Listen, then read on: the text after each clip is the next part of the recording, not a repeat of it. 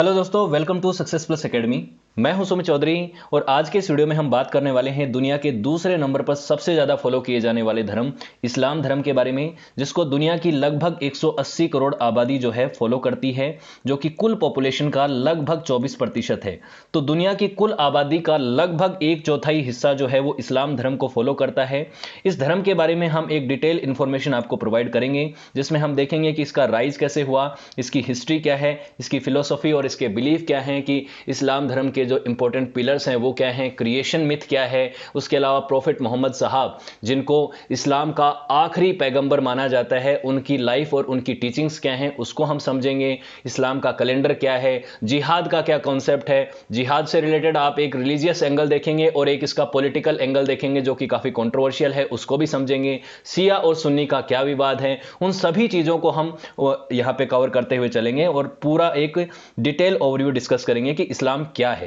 देखिए, इस्लाम धर्म का जो शाब्दिक अर्थ है उसको मैं समझा देता हूं। सबसे पहले आपको इस्लाम का मतलब होता है submission to the will of God, ईश्वर के प्रति पूरी तरीके से समर्पित होना, सबमिशन दे देना, ईश्वर की मर्जी को समझना। ईश्वर की मर्जी क्या है उसको हम जब इसकी पूरी फिलोसॉफी को समझेंगे, धारणा को समझेंगे, तो आपको समझ में आ जाएगा।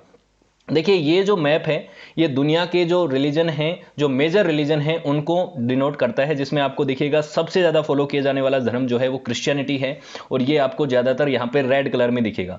तो रेड कलर में क्रिश्चियंस आपको दिखेंगे, जिसमें कैथलिक हैं, प्रोटेस्टेंट हैं, और यहाँ पे ओल्ड क्रिश्चियंस जो हैं, ऑर्थोडॉक्स, वो सभी दिखेंगे। उसके बाद दूसरे नंबर पर यहाँ पे मुस्लिम्स हैं, जो कि ये वाला जो रीजन है, स्पेशली मिडल ईस्ट वाला रीजन, और यहाँ पे इंडोनेशिया और ये वाला जो रीजन है, यहाँ पे मेजरली फॉलो किया जाता है। लगभग दुनिया के 50 के आसपास ऐसे देश हैं जहां पे मेजर रिलीजन जो है वो इस्लाम है।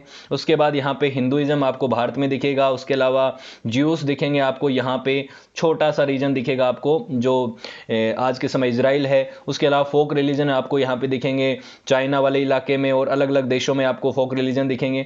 तो अलग अलग रिलीजन्स का ये मैप है, इसके बारे में हम पहले भी बात कर चुके हैं अलग अलग देशों के जब रिलीजन्स को पढ़ रहे थे तब। उसके अलावा अब इसको देख सकते हैं आप, इसको मुस्लिम्स की पॉपुलेशन ज्यादातर, देखिए ये जो डार्क कलर है यहाँ पे मेजॉरिटी रिलीजन है इस्लाम, फिर हल्का ग्रीन जहां जहां होता चला जाएगा वहां पे मतलब इस्लाम कम है। भारत में भी आपको ग्रीन दिखेगा, लगभग आपको पता है 20 करोड़ के आसपास आबादी भारत में भी है। सबसे ज़्यादा मुस्लिम पॉपुलेशन जो है वो इंडोनेशिया में है, सबसे ज़्यादा यहीं पे लोग रहते हैं मुस्लिम धर्म को फॉलो करने वाले। और मिडिल ईस्ट के जो देश हैं यहाँ पे ज़्यादातर लोग जो है वो मुस्लिम हैं, लेकिन उनकी आबादी कम है। छोटे देश हैं, उनकी आबादी कम है। इंडोनेशिया की आबादी ज़्यादा है, लगभग 225 मिलियन के आसपास लोग जो है वो इंडोनेशिया में रहते हैं इस्लाम धर्म को फॉलो करने वाले। तो लगभग 1.8 बिलियन लोग जो हैं वर्ल्ड वाइड दुनिया में रहते हैं, जैसा कि मैंने बताया। इसका जो राइज है वो कैसे होता है, देखिए किसी भी धर्म का राइज कैसे हुआ, वहां पे उसका सीरा आपको ढूंढना होता है बेसिकली, कि इस धर्म की शुरुआत यहां से हुई है। कोई भी धर्म जो है और उसके फॉलोवर है वो हमेशा ये कहते हैं कि हमारा धर्म सबसे पुराना है, हमारा धर्म तो आदि अनादि काल से चलता आ रहा है। ये चीज तो चलती है, आप किसी भी धर्म की बात कर लो, चाहे जुडाइज्म की बात कर लो, चाहे आप मुस्लिम धर्म की बात कर लो, चाहे आप हिंदुइज्म की बात कर लो, वो एक अलग बात है। लेकिन जो मॉडर्न डे इस्लाम है उसकी शुरुआत होती है मक्का में, और प्रॉफिट मोहम्मद साहब जो हैं उनका जन्म होता है सऊदी अरब में। सऊदी अरब में उनकी टीचिंग से ही आज का जो इस्लाम है वो निकला है। उससे पहले अब्राहमिक रिलीजन का पार्ट था इस्लाम, जिसमें आपको प्रॉफिट मूसा, आदम और उसके अलावा अब्राहम, ये सब लोग दिखते हैं। लेकिन ये प्रॉफिट मोहम्मद साहब के बाद जो रिलीजन एकदम सेपरेट हो गया पहले वाले अब्राहमिक रिलीजन से, उसको हम इस्लाम आज के टाइम पे जानते हैं। तो प्रॉफिट मोहम्मद को जो है, प्रॉफिट मोहम्मद जिनको the be peace upon him कहा जाता है, पैगंबर साहब, इनकी लाइफ से शुरू होता है, इनके बाद से इस्लाम का राइज माना जाता है। तो ये एक ट्रू फाउंडर माने जाते हैं इस्लाम के। और इस्लाम में आपको जानते हैं कि जो ईश्वर हैं, जो गॉड हैं, उनको अल्लाह कहा जाता है। अल्लाह एक अरेबिक शब्द है, इसका मतलब होता है गॉड या डाइटी, ठीक है। और जो व्यक्ति अल्लाह में बिलीव करता है उसको ही मुस्लिम कहा जाता है, जो इस्लाम में बिलीव करता है उसी को मुस्लिम कहा जाता है। ये तो आप एक जनरल इंफॉर्मेशन आप जानते हैं। उसके बाद प्रॉफिट मोहम्मद साहब जो कि आखिरी प्रॉफिट थे, इस्लाम के पहले नहीं आखिरी प्रॉफिट थे, वो अंतिम पैगंबर थे। पहले पैगंबर माने जाते हैं आदम, जो कि माना जाता है क्रिएशन मिथ में जब धरती की शुरुआत हुई तो भगवान ने सबसे पहले आदम को बनाया था, और वही पहले व्यक्ति थे और वो पहले प्रॉफिट माने जाते हैं। तो लास्ट प्रॉफिट थे मोहम्मद साहब, उनके नाम से ये शुरू हुआ।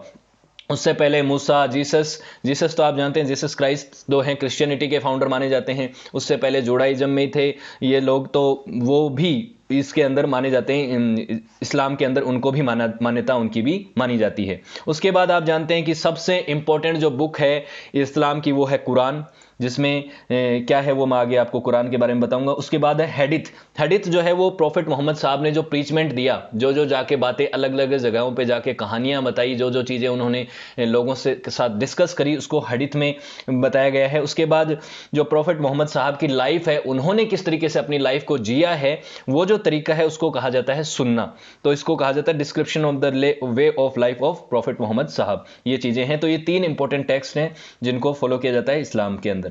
अब बात करते हैं शुरुआत कहां से हुई। शुरुआत होती है यहां से, ये सऊदी अरब का ये वाला रीजन जो है, यहां से इस्लाम की शुरुआत होती है। लगभग 6ठी शताब्दी में 570 में मोहम्मद साहब का जन्म हुआ था। उसके बाद यहां मक्का में हुआ, और मक्का से मदीना की यात्रा को ये आप जानते हैं ना, हिजरा कहा जाता है, हिजरत कहा जाता है। तो ये मक्का से मदीना कब गए थे, क्या किया था, वो मैं आगे बताऊंगा आपको। तो ये मक्का से शुरुआत हुई थी और मदीना में चले गए थे। और मक्का और मदीना जो सबसे होलीएस्ट प्लेस माने जाते हैं इस्लाम के लिए, तीसरा माना जाता है जेरूसलम। इसकी बात हम आगे करेंगे। उसके बाद सबसे पहले बात करते हैं प्रॉफिट मोहम्मद साहब की लाइफ की, और उनके बाद उनकी टीचिंग्स की, कैसे इन्होंने इस्लाम धर्म की नींव रखी, कैसे इसकी फाउंडेशन रखी। तो कुरैश नाम का एक कबीला था सऊदी अरब का, एक मिडिल क्लास फैमिली में इनका जन्म हुआ। लेकिन इनकी जो ट्राइब थी, कुरैश ट्राइब जो थी, वो पावरफुल ट्राइब थी। ये ट्राइब जो है अच्छे मर्चेंट हुआ करते थे, मूर्तियों का बिजनेस हुआ करता था उस समय, ऐसा माना जाता है इनका। तो 570 के टाइम इनका जन्म हुआ। उस समय पे इस्लाम तो नहीं था यहाँ पे इस रीजन में। यहाँ पे एक पॉलीथिस्टिक कल्ट फॉलो किया जाता था, जिसमें अलग अलग देवी देवताओं की पूजा की जाती थी, उनकी मूर्तियां बनती थी, और जो मर्चेंट लोग हुआ करते थे वो उनकी पूजा करते थे, उनके लिए फेस्टिवल्स करते थे ताकि उन देवताओं को खुश रखा जा सके। अलग अलग तरीके के फेस्टिवल्स होते थे। लेकिन वो रिलीजन जो था, वो पॉलीथिस्टिक जो कल्ट था, वो काफ़ी कॉम्प्लेक्स था, और वो जो गरीब लोग थे, जो निचले तबके के लोग थे, उनको इतना समझ में भी नहीं आता था। तो यहां से इसी वजह से, क्योंकि ये जो रिलीजन है ये कॉम्प्लेक्स था, इसीलिए इस्लाम यहां पे राइज हो पाया। ये यहां पे ऐसी कंडीशन थी।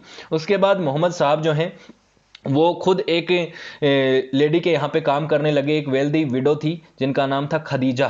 खदीजा जो हैं ये इनकी वाइफ भी बनती हैं आगे चल के। ये पहले विडो होती हैं, एक मर्चेंट की वाइफ होती हैं, उनकी बाद ये हायर करती हैं मोहम्मद साहब को, उनके यहाँ पे काम करते हैं। उसके बाद कुछ समय बाद खदीजा से इसकी शादी भी हो जाती है। और प्रॉफिट मोहम्मद साहब को जब ज्ञान की प्राप्ति हुई, उसके बाद जब वो अपने प्रीचमेंट देते हैं, तो उसके सबसे पहली फॉलोवर जो हैं वो भी खदीजा ही बनती हैं। ठीक है। अबू बकर जो हैं, इनके जो ससुर होते हैं, वो इनके दूसरे वो बनते हैं, फॉलोवर बनते हैं, डिसाइपल बनते हैं। लेकिन वो पहले मेल वो होते हैं, फॉलोवर होते हैं। ये आपको ध्यान रखना है। फिर बात आती है डिवाइन रिविलेशंस। डिवाइन रिविलेशन मतलब इनको जो ज्ञान की प्राप्ति होती है, जिसको आप बोलते हैं इनलाइटनमेंट। इनलाइटनमेंट जो मिलता है उसकी कैसी शुरुआत होती है।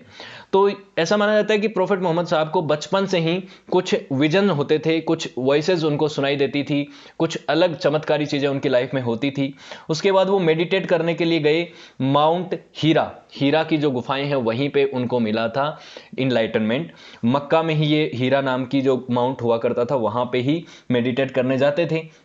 उसके बाद धीरे धीरे इनको चीज़ों का रियलाइजेशन होने लगा। मेडिटेशन के दौरान माना जाता है कि आने वाले समय में गैब्रियल, या जिनको अरबिक भाषा में जिब्रियल कहा जाता है, ये एक एंजल हैं, जो ईश्वर की एंजल हैं, गॉड की एंजल हैं, अल्लाह की एंजल हैं इनके अकॉर्डिंग। वो इनके सामने अपीयर हुई और उन्होंने कहा इनको कि आप ईश्वर का नाम जपना शुरू करो, उसका नाम रिसाइट करना शुरू करो, अल्लाह का नाम लो। और ईश्वर जो है वो मोनोथिस्टिक है, वो एक है, एक ईश्वरवाद की बात इन्होंने कही। और एक ईश्वरवाद की बात इन्होंने कही, यहीं से शुरुआत होती है इस्लाम की बेसिक टीचिंग्स की। इस्लाम की जो बेसिक फिलोसॉफी है, जिसमें एक ईश्वरवाद की बात की है, ईश्वर के स्वरूप की बात करी है, वहां से यहां पे जो इनको विजन हुआ, यहीं से उनको शुरुआत होती है। तो पहला रिविलेशन था इनके सामने, और यहां पे ये जो हैं जब्रियल जो हैं वो इनके सामने प्रॉफिट मोहम्मद साहब को उनका बता रही हैं, उनकी चीजें हो रही हैं। और इन्होंने जो इनको चीजें बताई वही आगे चल के कुरान में भी लिखी गई हैं। तो कुरान का जो बेस है वो यहीं से शुरुआत होती है। लेकिन अब यहां से एक चीज दिक्कत हुई, एक कॉन्फ्लिक्ट हुआ। कॉन्फ्लिक्ट ये हुआ कि जो पॉलीथिस्टिक कल्ट था वहां पे, जो पहले से अरबिया के लोग फॉलो करते आ रहे थे, उन लोगों को ये बात पसंद नहीं आई। पसंद क्यों आएगी?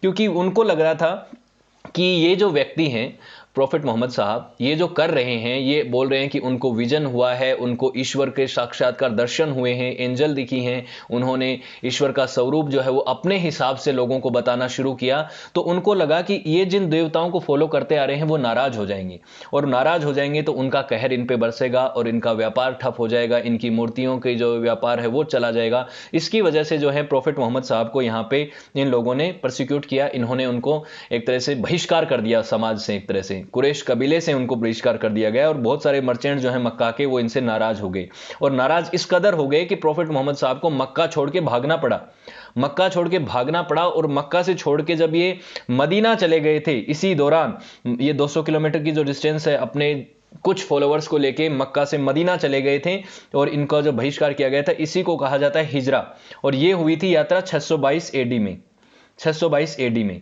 तो 622 एडी में इस यात्रा को हिजरा कहा गया, और इसी से कैलेंडर शुरू होता है इस्लाम का, इस्लामिक कैलेंडर जिसका नाम है हिजरत संवत। हिजरत संवत जो है वो 622 के बाद शुरू हुआ। इसको ऐसे बोला एक AH मतलब आफ्टर हिजरत, जैसे जीसस क्राइस्ट की डेथ के बाद का जो समय है, जीसस क्राइस्ट के जन्म के बाद का समय है, उसको हम बोलते हैं ना CE, इसको बोलते हैं कॉमन एरा, इसको AD भी बोलते हैं, आफ्टर ये बोलते हैं एनो डोमिनस, उसके अलावा इसको बोलते हैं आफ्टर क्राइस्ट भी बोलते हैं, तो AC भी बोल सकते हैं, AC तो बोलते नहीं है वैसे, CE और AD के नाम से इसको बोला जाता है, लेकिन यहाँ पे आफ्टर हिजरत इसको बोला जाता है 622 के बाद। तो अभी जैसे 1444 चल रहा है हिजरत संवत में, 1443 ही चल रहा है अभी, अगस्त महीने में लगभग शुरू होता है इनका साल। मैं आगे आपको कैलेंडर की बताऊंगा तब आपको समझ में आ जाएगा।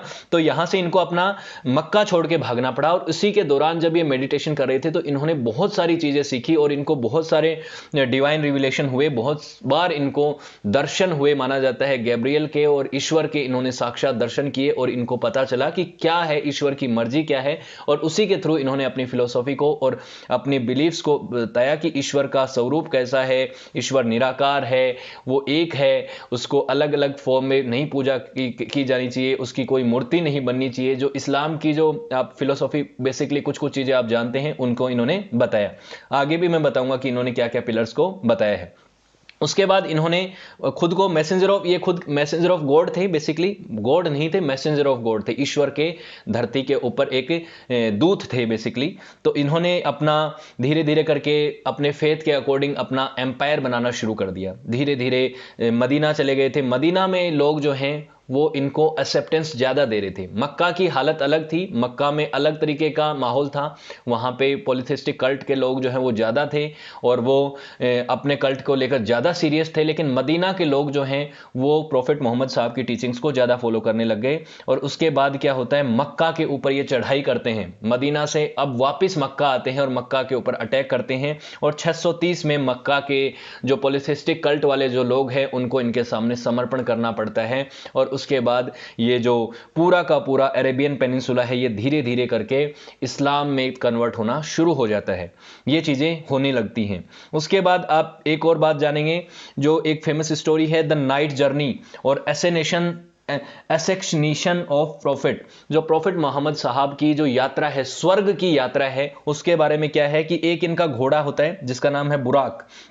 बुराक के ऊपर ये ट्रेवल करते हैं, और बुराक से यहाँ से मक्का से जेरूसलम जाते हैं, और यहाँ पे माना जाता है कि इनको ईश्वर के साक्षात दर्शन होते हैं। वहाँ पे जाके जो पुराने प्रॉफिट थे, जिसमें प्रॉफिट अलग अलग दिखेंगे आपको, अब्राहम हैं, उसके अलावा प्रॉफिट मूसा हैं, उसके अलावा जीसस हैं, और ये सब लोग जो हैं इनकी पूजा करते हैं ये मोहम्मद साहब। उसके बाद इनको जो गैब्रियल हैं, एंजल हैं, वो ईश्वर से इनके साक्षात दर्शन करवाती हैं, और वहां से इस्लाम के अंदर माना जाता है कि मोहम्मद साहब पहले ऐसे व्यक्ति थे, दुनिया के एकमात्र ऐसे व्यक्ति हैं जिन्होंने जीते जी जो है स्वर्ग की यात्रा करी है इस्लाम के अकॉर्डिंग। देखिए हर एक धर्म में अलग अलग ये डाइटी होते हैं, अलग अलग लोग जो होते हैं वो इस तरीके की यात्राएं करते हैं। तो इस्लाम में मोहम्मद साहब को माना जाता है कि वो एकमात्र ऐसे दुनिया के व्यक्ति थे जो कि स्वर्ग में जीते जी जाके आए, और इन्होंने ईश्वर का साक्षात्कार किया और ईश्वर से उन्होंने बातचीत करी। तो इस तरीके के वो मैसेंजर माने जाते हैं।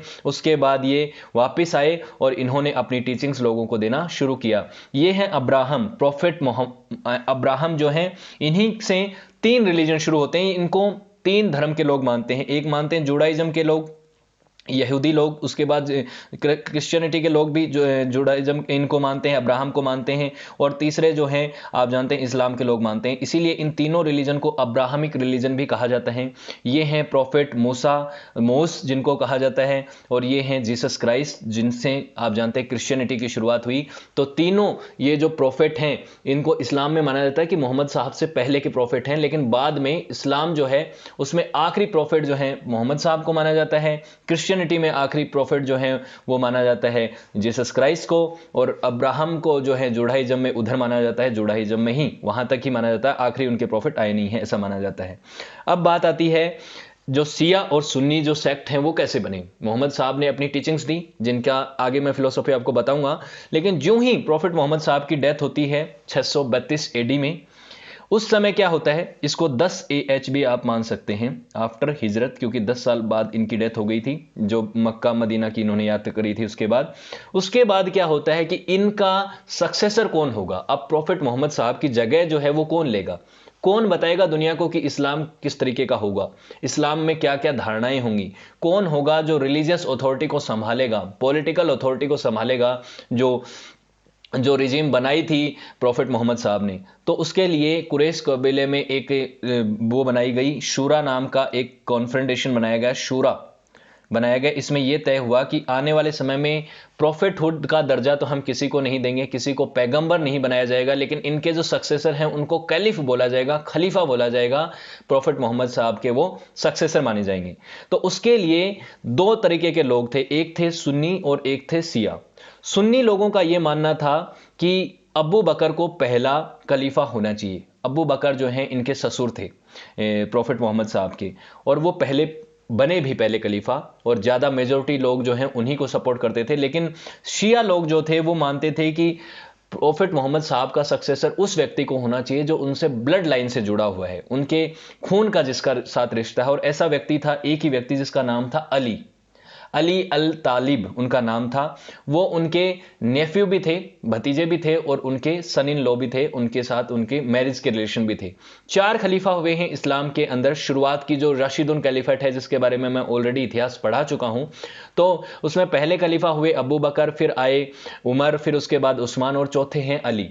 तो बेसिकली जो लोग सिर्फ अली को खलीफा मानते हैं वो तो कहलाए शिया, और जो चारों कैलिफेट्स को मानते हैं, चारों खलीफाओं को मानते हैं, वो हुए सुन्नी। तो ये एक बेसिक डिफरेंस है शिया और सुन्नी में। और अली को लेकिन अली जो है वो चौथे ही खलीफा थे, लेकिन ये मानते हैं शिया मुस्लिम जो हैं वो सिर्फ इनकी अथॉरिटी को मानते हैं, पहले 3 खलीफाओं की अथॉरिटी को इतना नहीं मानते हैं। ये चीज़ हुई। उसके बाद आप जानते हैं कि शिया सुन्नी विवाद जो है वो इतना ज़्यादा आगे चल के जो ईरान की क्रांति हुई है और बहुत सारे ऐसी चीज़ें हुई हैं, शिया और सुन्नी का विवाद जो है वो बढ़ता चला गया। आने वाले समय में ये पॉलिटिकली ज़्यादा डोमिनेट कर गया। अरब स्प्रिंग भी इसकी वजह से हुआ। दुनिया की लगभग 10% आबादी ही है जो शिया मुस्लिम्स की है, लगभग 90% के आसपास आबादी जो है वो सुन्नी मुस्लिम्स की है। और अगर आप इसको मैप के थ्रू देखें तो यहाँ पे आपको शिया और मुस्लिम और सुन्नी मुस्लिम्स दिखेंगे। यहाँ पे ईरान और इराक वाला जो हिस्सा है यहीं पे आपको शिया मुस्लिम्स दिखेंगे, और बाकी जो आबादी है जो ग्रीन कलर में दिखती है ये सुन्नी मुस्लिम्स की है। भारत में भी अगर आप देखेंगे तो यहां पे आपको सुन्नी मुस्लिम्स बहुत ज्यादा दिखेंगे, शिया मुस्लिम्स की आबादी बहुत कम माइनॉरिटी में दिखेगी, मुस्लिम्स के अंदर भी वो माइनॉरिटी में है। उसके अलावा अलग अलग और भी टाइप का इस्लाम होता है, जैसे वहाबिज्म एक इस्लाम का ही फॉर्म है। ये एक एक्सट्रीमली इंटरप्रेटेड फॉर्म है जिसमें बहुत ज्यादा स्ट्रिक्ट रूल हैं इस्लाम के, शरीयत लॉ को बहुत ज्यादा यहां पे स्ट्रिक्टली फॉलो किया जाता है। ये शुरुआत किया था सऊदी अरब में एक व्यक्ति थे जिनका नाम था मोहम्मद इन अब्द वहाब। तो वहाब ने शुरू किया था, इसीलिए इनका नाम भी वहाबिज्म शुरू हो गया। और भारत में भी एक वहाबी मूवमेंट हुआ था जिसको मैंने मॉडर्न हिस्ट्री ऑफ इंडिया में पढ़ाया था आपको। तो वो वहाबिज्म जो है वो एक एक्सट्रीम फॉर्म ऑफ इस्लाम है। उसके बाद अलावित जो है ये भी एक इस्लाम की फॉर्म है। इसमें आपको दिखेंगे कि कई सारी जो चीज़ें हैं वो जोरस्ट्रिनिज्म और क्रिश्चियन फॉर्म की जो हॉलीडे हैं उनको ये लोग सेलिब्रेट करते हैं, क्योंकि आप जानते हैं कि स्पेशली ईरान वाला क्षेत्र है यहाँ पे जोरस्ट्रिनिज्म धर्म फॉलो किया जाता था। उसके अलावा क्रिश्चियनिटी जो है मिडिल ईस्ट का जो वेस्टर्न वाला पार्ट है वहाँ पे फॉलो किया जाता था। तो इनके जो कुछ कुछ ऐसे चीज़ें हैं, कुछ ऐसा सेगमेंट है, कल्ट्स और ट्रेडिशंस हैं जो इस्लाम के साथ मिक्सअप हो गए, उनको अलाविट मुस्लिम्स कहा जाता है। तो ये अलग अलग फॉर्म की इस्लाम की फॉर्म है। उसके अलावा आपको दिखेगा नेशन ऑफ इस्लाम, जो कि मेनली अफ्रीकन अमेरिकन कॉन्टिनेंट में फॉलो किया जाता है, अफ्रीका और अमेरिका के कुछ भागों में फॉलो किया जाता है। यहाँ पे इसकी शुरुआत हुई थी मिशिगन में। उसके अलावा खारिजिट्स जो हैं, जिन्होंने, ये वो लोग हैं, खारिजिट्स का एक ग्रुप था, एक्सट्रीमिस्ट ग्रुप था ये, जिसने अली की हत्या करी थी। अली जो आखिरी खलीफा हुए हैं इस्लाम के, जो पहले 4 खलीफा हुए हैं उनमें जो आखिरी खलीफा थे, उनकी इन्होंने हत्या करी थी। ये रेडिकल फंडामेंटलिज्म को फॉलो करते हैं। शुरुआत में ये शिया फॉर्म के मुस्लिम ही थे और अली को मानने वाले लोग भी आप जानते हैं शियाई थे, लेकिन बाद में इनके साथ उनकी भी एक जो है कुछ डिसएग्रीमेंट्स हो गए और उसके बाद इनका एक अलग फॉर्म बन गया, इसको खारजाइट्स कहा जाता है। लेकिन मेनली जो है वो शिया और सुन्नी ही मुस्लिम हैं। अब बात कर लेते हैं होली कुरान की और इस्लाम के कुछ फंडामेंटल आइडियाज़ की, उनके बिलीफ की। कुरान जो है वो सबसे होली बुक मानी जाती है इस्लाम में, ये बात आप सभी जानते हैं। हिब्रू बाइबल में कुछ ऐसे पोर्शंस हैं जो इस आपको दिखेंगे होली कुरान में भी दिखेंगे, यहाँ पे हिब्रू बाइबल में भी दिखेंगे। हिब्रू बाइबल जो पुरानी, सबसे पुराना ओल्ड टेस्टामेंट बाइबल है, उसकी बात मैं कर रहा हूँ। उसके बाद 2 तरीके की बाइबल है, ओल्ड टेस्टामेंट और न्यू टेस्टामेंट, जो फॉलो करते हैं लोग। तो उसमें हिब्रू बाइबल में भी आपको कुरान जैसी चीजें दिखेंगी। ये जो बुक है, इसमें माना जाता है कि प्रॉफिट मोहम्मद साहब को जो डिवाइन रिविलेशन हुए थे, जो चीजें बताई थी, ईश्वर के जो शब्द उनको बताए थे थ्रू गैब्रियल, उन शब्दों को यूं का यूं इसमें लिखा गया है। हालांकि मोहम्मद साहब माना जाता है कि वो पढ़े लिखे नहीं थे, उनको लिखना और पढ़ना नहीं आता था, लेकिन उनकी चीज़ों को बाद में लिखा गया है। उन्होंने लोगों को प्रीच किया, लेकिन आने वाले समय में जब अब्बू बकर, उनके जो ससुर जो कैलिफ बने, उनके समय में इन सारी चीज़ों को कंपाइल करके बाइबल में लिखा गया, कुरान में लिखा गया। ये लगभग 114 चैप्टर की बुक है, जिसमें बहुत सारे सूराज और बहुत सारे बेसिकली चीज़ें लिखी हुई हैं अरबी भाषा में, और इन चीज़ों में इनको लिखा गया है। गैब्रियल के थ्रू जो मोहम्मद साहब की जो टीचिंग्स आई हैं, उनको लिखा गया है। इस्लाम के जो 5 पिलर्स हैं बहुत महत्वपूर्ण हैं इनकी फिलोसॉफी के लिए। 5 पिलर्स क्या हैं? एक है शहादा। शहादा का मतलब होता है ईश्वर के अंदर बिलीव करना, ईश्वर जो है एक ईश्वरवाद में बिलीव करना और मोहम्मद साहब की टीचिंग्स को फॉलो करना, उन्होंने जो जो चीज़ें कही हैं उनको पूरी तरीके से डेडिकेटेडली फॉलो करना। फिर है दूसरे नंबर पे सलात। सलात का मतलब है दिन में 5 टाइम नमाज अदा करना। तीसरे नंबर पे है जकात। जकात का मतलब होता है डोनेशन, यानी कि दान पुण्य करना, अपनी जो कमाई है उसका कुछ हिस्सा डोनेशन के तौर पे दे देना। फिर है स्वाम। स्वाम का मतलब होता है रमजान के महीनों में, रमजान का जो महीना होता है उसमें उपवास रखना। और हज का मतलब है अपनी लाइफ के किसी भी एक टाइम पे आपको मक्का की यात्रा करनी है, मक्का मदीना की यात्रा करनी है, क्योंकि आप जानते हैं कि मक्का मदीना और जेरूसलम जो है बहुत ही होली प्लेस हैं और हिजरत की जो यात्रा है वो बहुत ही सबसे होली यात्रा मानी जाती है पूरे इस्लाम धर्म में, तो ये इसको बोलते हैं हज। उसके बाद है शरीयत लो या शरिया लो। क्या है इसको समझते हैं। शरिया लो है, ये कई बार आपने सुना होगा, बहुत बार ये कंट्रोवर्सी में भी रहता है, क्योंकि इसके कई बार पॉलिटिकल मीनिंग अलग हो जाते हैं, इसके जो तरीके हैं फॉलो करने के वो अलग अलग देशों में शरीयत के लो हैं, उनका अलग अलग तरीके से इंटरप्रिटेशन होता है।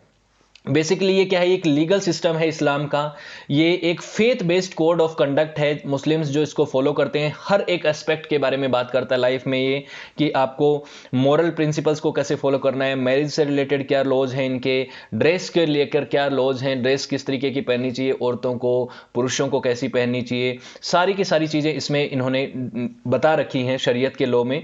उसके अलावा आपको शरीयत में एक जो चीज़ है बहुत बार आपको देखने को मिलती है, वो है हार्श पनिशमेंट। बहुत ही टफ पनिशमेंट होता है, लेकिन शरीयत सब जगह फॉलो नहीं किया जाता। इस्लाम के जो देश हैं जहां पे इस्लाम मेजोरिटी में है वहां पे भी नहीं फॉलो किया जाता बहुत सारी जगहों पे। लेकिन जैसे आपने कई बार अफगानिस्तान में जो तालिबानी ग्रुप है उसके ऊपर आपने कई बार देखा होगा कि वहां पे शरीयत के लॉज को बहुत एक्सट्रीम फॉर्म में फॉलो किया जाता था। आईएस का जो टेररिस्ट ग्रुप था वो उसको शरीयत के नाम पे ऐसे एक्सट्रीम पनिशमेंट देता था लोगों को, जिसमें होता है कि अगर किसी ने चोरी करी तो उसका हाथ काट दो, अगर किसी ने कोई एडल्ट्री का क्राइम किया है, कोई ऐसा गलत क्राइम किया है, यहाँ पे रेप जैसी चीजें करी हैं, तो उनको डेथ पेनल्टी जैसी चीजें देना और पत्थरों के थ्रू पत्थर मार मार के उसको मार दिया जाए। तो ऐसे एक्सट्रीम फॉर्म के यहाँ पे पनिशमेंट भी आपको देखने को मिलते हैं। लेकिन ऐसा नहीं कि पूरा मुस्लिम वर्ल्ड ही इन चीज़ों को फॉलो करता है और शरीयत के सारे कानूनों को वैसा का वैसा फॉलो किया जाता है जैसे कि शरीयत में बताया। ये अलग अलग टाइम पे फ्रेम किए गए लॉ हैं जो कि किसी ने अपने अपने हिसाब से इनका इंटरप्रिटेशन किया है। तो शरीयत के लॉज हैं ये काफ़ी ज़्यादा वैसे लॉ माने जाते हैं, कंट्रोवर्सी में रहते हैं। अब बात करते हैं क्रिएशन मिथ की। कि धरती का निर्माण कैसे हुआ, ईश्वर के फॉर्म जब आप जानते हैं कि देखिए एक तो होता है बिग बैंग थ्योरी और अलग अलग साइंटिफिक थ्योरी होती हैं, उनका क्रिएशन अलग तरीके का होता है, वो साइंटिफिक होता है, लेकिन क्रिएशन मिथ होते हैं हर एक धर्म में। हर धर्म में कोई धर्म में कह देते हैं कि धरती फ्लैट है, किसी को कहा जाता है कुछ कुछ में कुछ।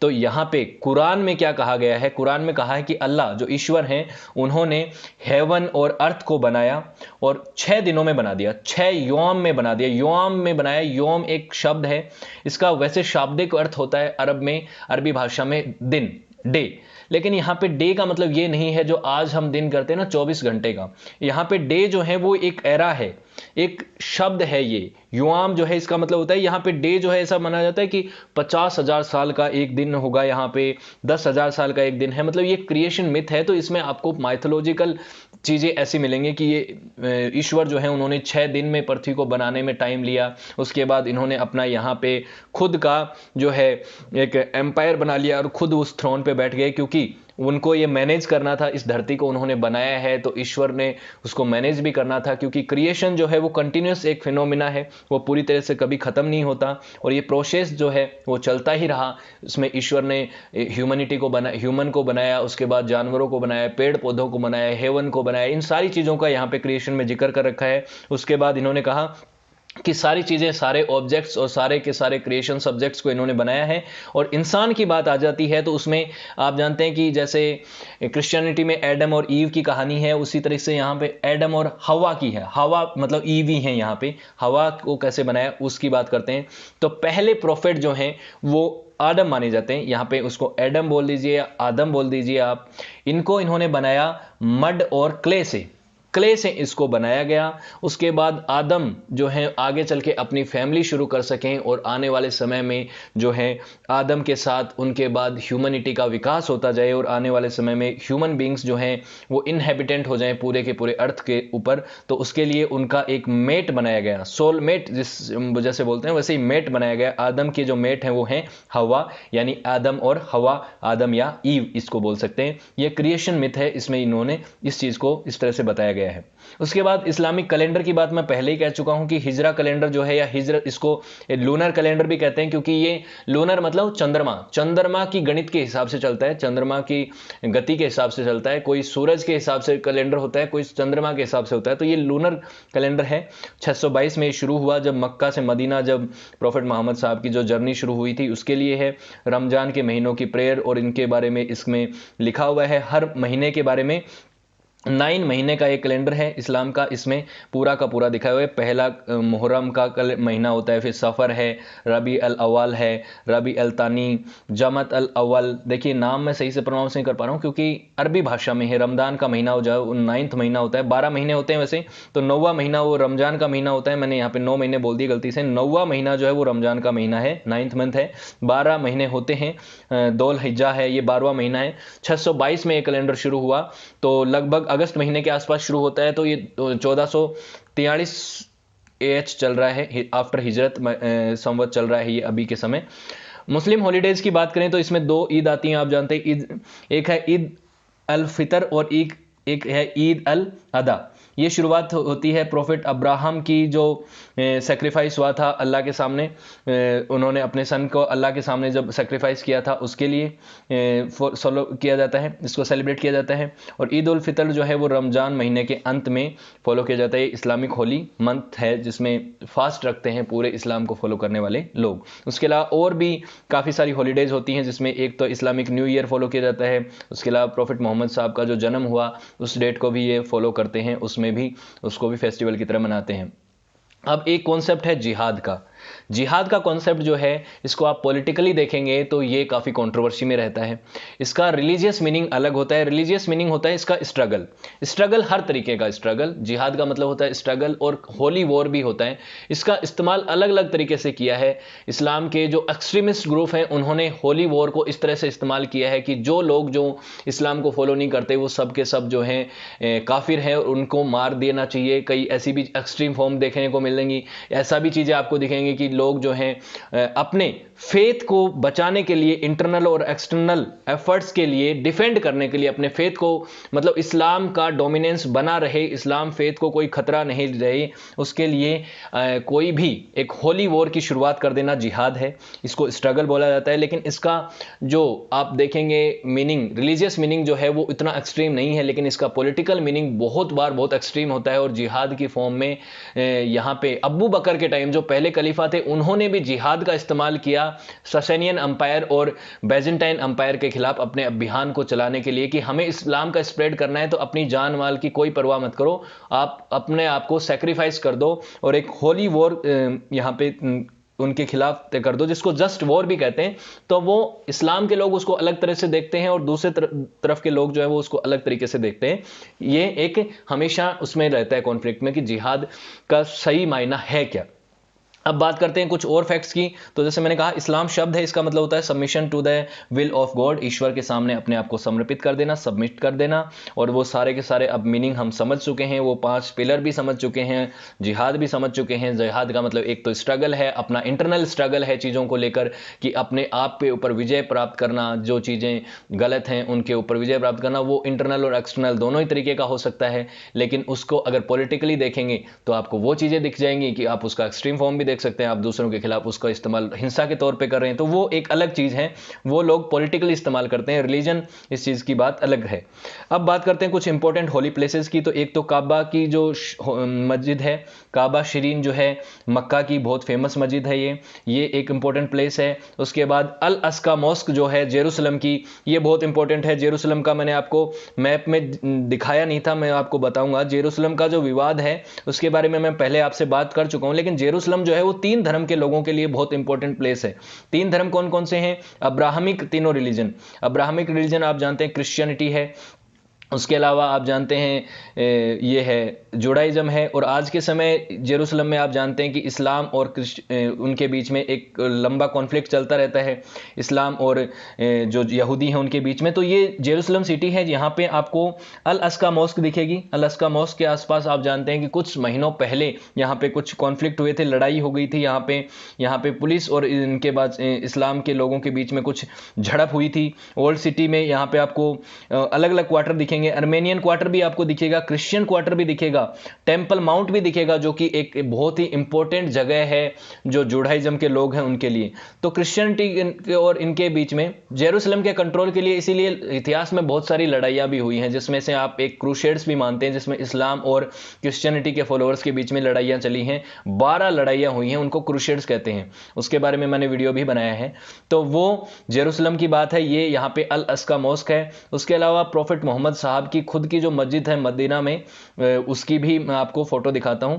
ये है मदीना में प्रॉफिट मोहम्मद साहब की मॉस्क जो है, ये भी बहुत पॉपुलर है। तो अलग अलग जगहों पे अलग अलग यहाँ पे इंपॉर्टेंट प्लेसेस हैं। होपफुली आपको सारी चीज़ें इस्लाम से रिलेटेड क्लियर हुई होंगी, और मैं माफ़ी चाहूँगा अगर कोई चीज़ इधर से उधर हुई हो, गलती से कुछ मैंने गलत बोल दिया हो, क्योंकि कोई भी रिलीजन जो है वो एक कॉम्प्लेक्स टॉपिक होता है, बहुत कॉम्प्लेक्स होता है। मैं एक ओवरव्यू दे सकता हूँ, कोई भी रिलीजन के बारे में हम कितना भी गहराई पे जाएं तो उसकी कोई लिमिट नहीं है। रिलीजन एक बहुत ही वास्ट टॉपिक होता है, बहुत ही बड़ा टॉपिक होता है किसी भी रिलीजन को समझने के लिए।